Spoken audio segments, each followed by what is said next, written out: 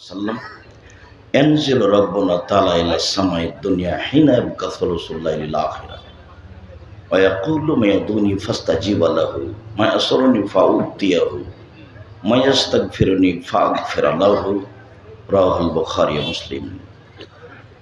সম্মানিত অত্র দিনী বৈঠকের মুসলিম ভাই বোন, প্রশংসা আল্লাহর জন্য, শান্তি অবতীর্ণ হোক আল্লাহর রাসূলের উপর সাল্লাল্লাহু আলাইহি ওয়াসাল্লাম। আজকের দিনী বৈঠকে সংক্ষিপ্ত সময়ে বক্তব্যের বিষয় রাতের সালাত। 5 ওয়াক্ত সালাতের সাথে সাথে মানুষকে আরেকটা সালাত আদায় করতে হবে, করা উচিত, ফরজ নয়, সেটা হলো রাতের সালাত। মানুষ যদি দুনিয়াতে কিছু পেতে চায়, পরকালে কিছু পেতে চায়, তাহলে এইটা হলো পাওয়ার বড় মাধ্যম। রাতের সালাত নিয়ে আপনাদের সামনে একটি গুরুত্বপূর্ণ বিবরণ দেওয়ার চেষ্টা করব ইনশাআল্লাহুল আজিজ। সম্মানিত দিনী ভাই বোন, জায়গার তুলনায় জনগণ বেশি, কাজেই আপনারা আপনাদের কথাবার্তা বন্ধ করে যে যেখানে আছেন, এমনকি স্টেজে যারা আছেন, দয়া করে এখন কোনো কাজ করিয়েন না। আমি আপনাদের কোনো কাজ বা আপনাদের কোনো ছোট কথা আমি শুনতে চাচ্ছি না। আপনাদের সাথে আমার ভালোবাসার অভাব নেই, তবে আমি আপনাদের সামনে দ্বীনি ধর্মের কিছু কথা বলার জন্য এসেছি।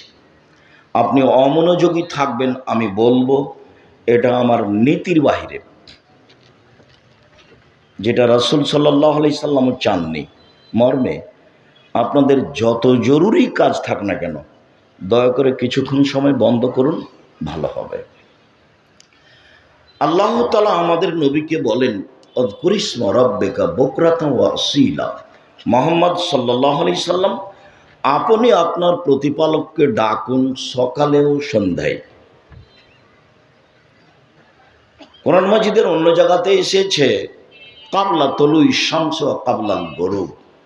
আপনি আপনার প্রতিপালককে ডাকুন সূর্য ডোবার পূর্বে, সূর্য ওঠার পূর্বে। আপনি আপনার প্রতিপালককে ডাকুন সূর্য ডোবার পূর্বে, সূর্য ওঠার পূর্বে। অসাব্বিহু লাইলান তাওয়িলা। আর রাতের একটা অংশে লম্বা সময় ধরে আপনি আল্লাহর তাসবিহ পাঠ করুন। সালাতের সাথে সাথে কিছু তাসবিহ পাঠ করতে হবে। তাসবিহর জন্য আজকে বেশি কথা নয়, এতটুক যে আবু হুরায়রা রাদিয়াল্লাহু তাআলা আনহু বলেন, নবী করিম সাল্লাল্লাহু আলাইহি ওয়াসাল্লাম বলেছেন, খফিফাতানে আলাল লিসানে, উচ্চারণে মুখে একেবারে হালকা দুইটি বাক্য, হাবিবাতানে ইলার রহমানে, রহমানের নিকটে প্রিয়, অতীব প্রিয়, সাকিলাতানে ফিল মিজানে, দাঁড়িপাল্লায় ভারী, অতীব ভারী। আর তা হলো সুবহানাল্লাহি ওয়া বিহামদিহি সুবহানাল্লাহিল আযীম। এর কোনো বার নেই, যে যা পারে। তাসবিহ হিসাবে সবচেয়ে গুরুত্বপূর্ণ, মাথায় আরেকটা কথা জাগছে, সেটা বলে রাখি, নেকির পাল্লায় ভারী নেকি সুবহানাল্লাহি ওয়া বিহামদিহি সুবহানাল্লাহিল আযীম। সালাত নেকি, তবে ভারী এ কথা নয়। হজ নেকি, তবে ভারী এ কথা নয়। সিয়াম নেকি, তবে ভারী এ কথা নয়। ভারী নেকির জন্য তাসবিহ হলো সুবহানাল্লাহি ওয়া বিহামদিহি সুবহানাল্লাহিল আযীম। আরেকটা কথা, আবু দারদা রাদিয়াল্লাহু তাআলা আনহু বলেন, নবী করিম সাল্লাল্লাহু আলাইহি ওয়াসাল্লাম বলেছেন, ইন্না আসকালা শাইইন ইদাউ ফি মিজানিল মুমিন ইয়াউমাল কিয়ামাহ খুলুকুন হাসান। নিশ্চয় মোমেন পুরুষ নারীর নেকির পাল্লায় সবচেয়ে যেটা ভারী নেকি রাখা হবে, সেটা হলো ভালো আচরণ, ভালো চাল চলন। অবাক হতে হয়, এটা নেকির কাজ। সালাত সবচেয়ে ভারী নেকির কাজ নয়, আদায় করতেই হবে। সালাতের চেয়ে মানুষের জীবনে জরুরি গুরুত্বপূর্ণ কোনো কাজ নেই। এরপরেও সবচেয়ে ভারী নেকির কাজ হলো ভালো আচরণ। কথা ভালো, কর্ম ভালো, সেটা হলো ভালো আচরণ। মুখ দিয়ে কষ্ট দেয় যে, তার ভালো আচরণ নেই। কর্ম দিয়ে কষ্ট দেয় যে, তার ভালো আচরণ নেই। প্রতিবেশীকে কষ্ট দেয় যে, সে জান্নাতে যাবে না। আল্লাহ রসুলের সামনে বলা হলো, ইন্না ফলানাতান তুকসার মিন কাসরাতে সলাতে হচ্ছে আমি সাদাকাতে হা গায়রা নাহা তুদিবে জিরা নাহালা বিলিসানেহা। একজন মহিলা বেশি বেশি সলাত আদায় করে, বেশি বেশি সিয়াম পালন করে, বেশি বেশি দান খায়রাত করে, তবে সে তার প্রতিবেশীকে মুখ দিয়ে কষ্ট দেয়। আল্লাহর নবী বললেন, হিয়া ফিন্নার, ও জাহান্নামে যাবে।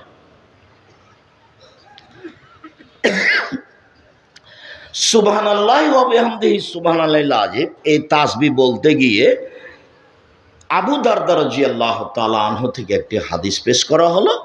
তাতে বলা হলো যে কিয়ামতের মাঠে মানুষের নেকির পাল্লায় সবচেয়ে ভারী নেকি, বলেন তো সেটা কি আমল? ভালো চাল চলন। চাঁপাইনবাবগঞ্জের মানুষ ঠগে যাবে নাকি? মানুষের সাথে ভালো আচরণ করতে আপনি বাধ্য। দলীয় ক্ষমতা দিয়ে জীবনে কিছু করতে চাইেন না, দাপট দেখিয়ে কিছু করতে চান না। দাপট দেখালে সময় একদিন শেষ হয়ে যাবে। মোট সময় ৪৫ মিনিট, দেশ ছেড়ে দিতে। দাপট কোনোদিন কারো টিকে নেই। ফেরাউনের কথা যতবার আল্লাহ বলেছেন, ততবার বলেছেন যে ফেরাউনের চেয়ে শক্তিশালী জাতিকে আমি ধ্বংস করে দিয়েছি। তারা ছিল জমিনে স্মৃতিসৌধে শক্তিশালী, প্রবল। তারা হলো আদ সামুদ। তাদের ব্যাপারে আল্লাহ তাআলা বলেছেন, আলাম তারা কাইফা ফাআলা রাব্বুকা বিআদ ইরাম যাতিল ইমাদ আল্লাতী লাম ইখলাক মিসলুহা ফিল বিলাদ। মুহাম্মদ সাল্লাল্লাহু আলাইহি সাল্লাম, আপনি দেখেননি আদকে কিভাবে, এরাম সম্প্রদায়কে কিভাবে ধ্বংস করা হলো? ওরা এমন জাতি, ওরা এমন জাতি, তাদের মতো শক্তিশালী জাতি পৃথিবীর কোথাও কখনো সৃষ্টি করা হয়নি। ওরা ফেরাউনের চেয়ে বেশি শক্তিশালী ছিল। পিরামিড ফেরাউন তৈরি করেছে, এটা বোঝা যায় না। কেননা ভাবে মনে হচ্ছে ওর বয়স ৫-৬ হাজার বছর, আর ফেরাউনের বয়স ৩-৪ হাজার বছর। এক একটা পাথরের ওজন পিরামিডের ২৩ টন বলে মানুষে বলছে, আর ক্রেন বহন করতে পারে ১৫-১৬ টন। তো ২৩ টন একটা পাথর ১৫০-২০০ ফুট উপরে উঠালো কিভাবে? ফেরাউনের পাশে অনেকক্ষণ ঘুরলাম আর বারবার বললাম, তুমি কি সেই ফেরাউন যে বলেছিল আনা রব্বুকুমুল আলা, আমি হচ্ছি তোমাদের সবচেয়ে বড় আল্লাহ? তুমি কি সেই ফেরাউন যে বলেছিল মা আলিমতু লাকুম মিন ইলাহিন গায়রি, আমি ব্যতীত আর কোনো আল্লাহ আছে এ কথা আমি জানি না? তুমি কি সেই ফেরাউন যে বলেছিল লাইনিত্তাখাযতা ইলাহান গায়রি লা জালান্নাকা মিনাল মাসজুনিন, মূসা আমাকে বাদ দিয়ে যদি কাউকে আল্লাহ বলে দাবি করো, তাহলে আমি তোমাকে জেলখানায় বন্দী করে দেব। তারপরেও একদিন ফেরাউন টিকতে পারেনি। জুলুম করে ক্ষমতা দেখিয়ে 5 মিনিট বেঁচে থাকার চেষ্টা করবেন না, ভুল হিসাব। ফেরাউনের বুদ্ধির অভাব ছিল না। পানি দুই দিকে ভাবে দাঁড়িয়ে আছে, ফেরাউন সেখানে ঢুকে যাবে। এই ছেলে, কাউকে কিছু বলতে হলে হাতের ইশারায় বলো। আর আপনাদের আমি আবারও অনুরোধ জানাচ্ছি, আমাকে দেখতে পান আর না পান, আমি তো আপনার গ্রামেরই মানুষ, বহুদিন দেখেছেন। আজকে না হয় না দেখেই কথা শুনলেন, যদিও না দেখে কথা শুনলে তৃপ্তি পাওয়া যায় না।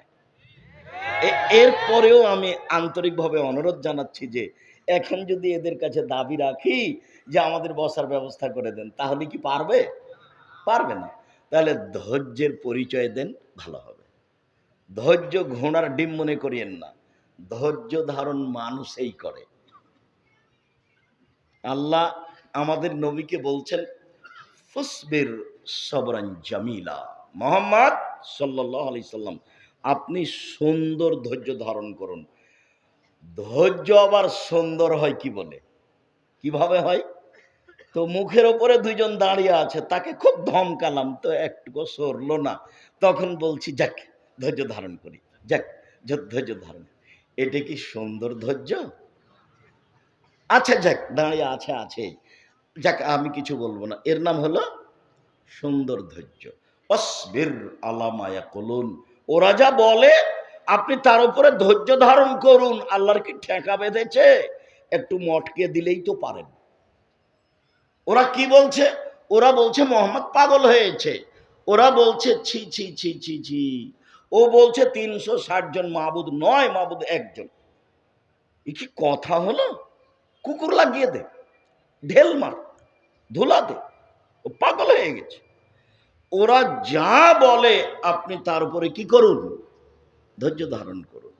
একটু ধৈর্যের পরিচয় দিবেন, আপনি আমার দিনী ভাই। এই কথাটুকু একটু শেষ করে নি। ক্ষমতা দেখিয়ে, দাপট দেখিয়ে বেঁচে থাকার চেষ্টা করবেন না, ভুল হিসাব। যত নরম হবেন আল্লাহর পক্ষ থেকে দয়া তত বেশি হবে। সহজ সরল হয়ে বেঁচে থাকার চেষ্টা করেন, আল্লাহর দয়া রহমতের মধ্যে থাকতে থাকতে একদিন সময় শেষ হয়ে যাবে। আল্লাহর নবী বলছেন, বুখারী মুসলিমের হাদিস, ইন্নাল্লাহ ইউমলি লিয-যালিম ইযা আখাযাহু ফালাম ইউফলিতহু। আল্লাহ অত্যাচারীকে, স্বৈরাচারকে সময় দেন, দেন দেন দেন, কতদিন যে দেন, যতদিন তিনি চান, আর যখন ধরেন তখন আর ছাড়েন না। তো জালেমকে আল্লাহ সুযোগ দেন, স্বৈরাচারকে আল্লাহ সুযোগ দেন, তো কতদিন দেন সেটা তিনি ভালো জানেন। কত মানুষ ধ্বংস হয়ে গেল ফেরাউনের যুগে, আরো কতকার যুগে। আর আপনাদের দেশে আলেম ওলামাকে জেলখানায় রেখে বন্দি করে সুলি ফাঁসি দিল, আরো কত কি করলো, মানুষের গায়ে পাথর বেঁধে দিয়ে পানিতে ফেলে দিল, আরো কত কি করলো, যুগ ধরে দিনের দিন বছরের বছর অন্ধকারে রেখে দিল, কত ধরনের যে জুলুম আছে, তারপরে একদিন নেই। ক্ষমতা দেখিয়ে বেঁচে থাকার চেষ্টা করবেন না, এক মিনিট নয়। বলছিলাম কোন কথা এসেছিল? সবচেয়ে ভারী নেকি মনে থাকবে? সেটা মূলত সলাত নয়, সিয়াম নয়, যাকাত নয়, তাসবিহ তাহলিল নয়, কোরআন তেলাওয়াত নয়। সেটা কি? ভালো আচরণ। মানুষে বলে ছেলেটা খুব ভালো, এই যে ভালো আচরণ। মানুষে বলে ছেলেটার আদব খেতে খুব ভালো লাগে, এই যে ভালো আচরণ। এইটুকু থাক। দীর্ঘ সময় ধরে তাসবিহ পাঠ করতে হবে, একটা বললাম। আরেকটা, একদা আল্লাহ রাসূল বলছেন যে তোমরা নিজেকে বাঁচাও, নিজেকে বাঁচাও। তখন সাহাবীগণ বলছেন কাদ হাজারাল আদুব্ব, শত্রু চলে এসেছে কি? নিজেকে বাঁচাও এ কথা বলছেন কেন? শত্রু কি চলে এসেছে? তখন বলছেন আরে না না, ইত্তাকু মিনান নার, ইত্তাকু আনফুসাকুম মিনান নার, তোমরা নিজেকে জাহান্নাম থেকে বাঁচাও। আর সেইটা হলো সুবহানাল্লাহি আলহামদুলিল্লাহি ওয়া লা ইলাহা ইল্লাল্লাহু আল্লাহু আকবার। এটা হলো মুজান্নিবাতুন মুআক্কিবাতুন, সামনের দিক থেকে রক্ষা করার জন্য মাধ্যম, পিছন দিক থেকে রক্ষা করার জন্য মাধ্যম, আর স্থায়ী শতামল। সুবহানাল্লাহি ওয়া আলহামদুলিল্লাহি ওয়া লা ইলাহা ইল্লাল্লাহু আল্লাহু আকবার, এটা হলো স্থায়ী শতামল। আপাতত তাসবির কথা এখানে শেষ। উমামা বাহেলি রাদিয়াল্লাহু তাআলা আনহু বলেন, এই ছেলে, দয়া করে কিছুক্ষণ আমাকে কাজ দেখাবেন না, ধৈর্যের পরিচয় দিবেন, বোকামি করিয়েন না, আমি আপনার জন্য এসেছি। আর একদিন আপনার জন্য সময় বের করা খুবই কঠিন, যদিও আমি আপনার বাড়ির মানুষ। এরপরে আমি নিজের বাড়িতে আসতেই সময় বের করবো, এটা আমার জন্য কঠিন। এসেছি ভদ্রতার পরিচয় দিয়ে, ধৈর্য ধারণ করে দুই একটা কথা শোনার চেষ্টা করুন। আপনার কিছু না কিছু উপকার করবই করবো ইনশাল্লাহ। আমার জীবনে কোনোদিন আমি অপ্রয়োজনীয় কথা বলিনি, আমার জীবনে কোনোদিন আমি কেচ্ছা কাহিনী বলিনি, আমার জীবনে কোনোদিন আমি মাঝহাব নিয়ে কথা বলিনি। ও পাতাই পড়ি না, ও পাতা আমি ছিঁড়ে দিয়েছি। আমি আপনার জন্যই এসেছি। রাসূল সাল্লাল্লাহু আলাইহি সাল্লাম বললেন, আলাইকুম বিকিয়ামিল লাইল, পৃথিবীর মানুষ তোমরা রাতে সালাত আদায় করতে শিখো। ফাইন্নাহু দাবুস সালিহিনা কাবলাকুম, অতীতের নবী রাসূল পরহেজগার মানুষের নীতি হলো রাতে সালাত আদায় করা। অতীতে নবী রাসূল সিদ্দিক সোহদা যারা চলে গেছেন তাদের আদর্শ ছিল, তাদের নীতি ছিল রাতে সালাত আদায় করা। পৃথিবীর মানুষ শুনে রেখো, রাতে সালাত আদায় করলে তিনটা কাজ হয়। এক, হুয়া কুরবাতুল লাকুম ইলা রাব্বিকুম, প্রতিপালককে নিকটে পাওয়া যায়, আল্লাহ তোমার নিকটে হয়ে যান। রাতে উঠো, আল্লাহ নিকটে। দুই, মাগফিরাতুল লিসায়াত, পাপ মিটে যায়। তিন, মানহাতুন আলিল ইসমিম, মানুষ পাপ থেকে দূরে সরে যায়। কত আপনি চেষ্টা করছেন যে মেয়েটার সাথে আর জেনার গল্প করব না, কত চেষ্টা করছেন, কত যে কসম করলেন, তবু রক্ষা হয় না। এক সময়ে দেখেন যে মোবাইলে তার সাথে কথা হচ্ছেই, চক্ষু ঠান্ডা করে জান্নাতের মেয়ে ভোগ করার সুযোগ হবে না। ল্যাংটা নগ্ন মেয়েকে দেখে কলিজা ঠান্ডা করে জান্নাতের মেয়ে ভোগ করার সুযোগ হবে না, হিসাব ভুল। যখন রাসূল সাল্লাল্লাহু আলাইহি সাল্লাম বললেন তিন শ্রেণীর মানুষ জান্নাতে যাবে, তিন শ্রেণীর মানুষ জান্নাতে যাবে, ওদের চক্ষু জাহান্নাম দেখবে না, তখন আল্লাহ রাসূল বললেন, এক,